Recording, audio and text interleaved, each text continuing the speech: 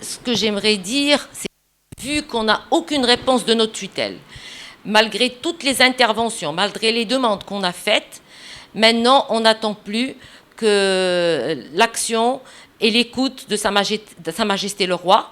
C'est le seul qui peut nous aider à nous sortir de cette destruction. On est en train de détruire pratiquement plus d'une centaine d'entreprises et je pense que c'est le seul qui peut nous aider parce que malheureusement, il n'arrête pas de dire dans tous ses discours qu'il faut arrêter les blocages.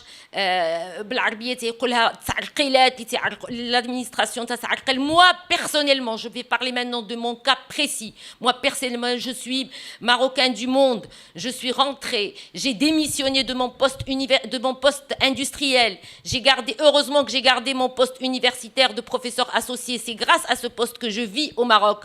Et j'ai investi tout ce que j'ai gagné en France, j'ai démissionné de mon poste, j'ai levé 15 millions de fonds, j'ai investi 21 millions de dirhams et aujourd'hui je vais être dans l'obligation de fermer et de rebrousser parce que je voulais faire le transfert d'expérience. Je suis dans l'ingénierie de la santé, ce sont des métiers de niche. On a vu aujourd'hui ce qui s'est passé avec le Covid. Je suis dans le développement du médicament, dans la recherche clinique. C'est des métiers qui n'existent pas et pour lesquels aujourd'hui on n'a pas de professionnels. Je forme des professionnels dans ces métiers et moi j'ai déposé des autorisations de mise sur le marché au niveau international, au niveau de la Food and Drug Administration, au niveau européen et je suis venue pour faire ce transfert d'expertise pour les jeunes de mon pays et pour les jeunes Africains. Aujourd'hui, je vais être certainement, dans très peu de temps, dans l'obligation de fermer ou de me reconvertir ou de faire autre chose.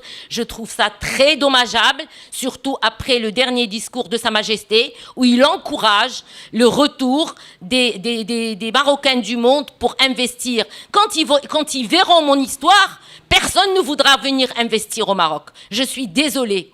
On n'est pas considéré. On est face à une administration inaudible.